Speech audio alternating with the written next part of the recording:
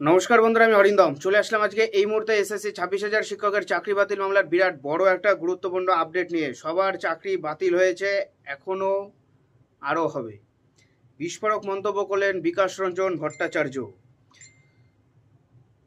অচিহ্নিত শিক্ষকদের চাকরি ডিসেম্বর পর্যন্ত বহাল থাকবে বলে মুখ্যমন্ত্রী মমতা বন্দ্যোপাধ্যায় স্বস্তি প্রকাশ করেছেন। এর পরিপ্রেক্ষিতে বিকাশবাবু বলেন, এটা সাময়িক স্বস্তি হলেও ডিসেম্বরের পর চরম অশান্তির কারণ হয়ে দাঁড়াতে পারে।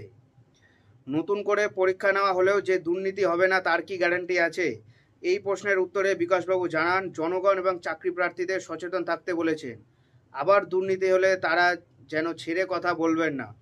আন্দোলন, অভিযোগ এবং প্রয়োজনে আদালতে মামলা দায়ের করাও তিনি অলরেডি আগে থেকে বলে দিলেন।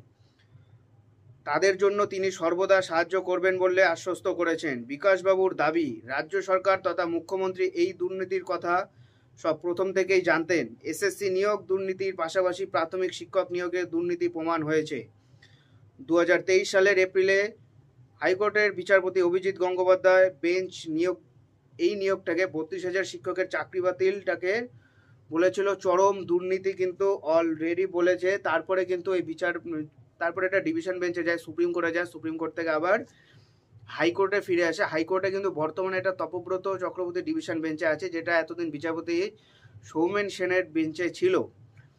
এই কেসটাকে কিন্তু খুব দ্রুত মেনশন করানো হচ্ছে, এই কেসটাকে মেনশন করানো হচ্ছে, কারণ এই কেসটারও রায় তাড়াতাড়ি আসতে চলেছে।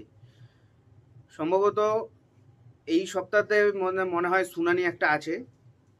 তো এরকম আপডেট পাওয়ার জন্য চ্যানেলটা অবশ্যই সাবস্ক্রাইব করে আমাদের পাশে থাকুন। দেখা হচ্ছে পরের ভিডিওতে। ভালো থাকবেন সবাই। নমস্কার, জয় হিন্দ, বন্দে মাতরম।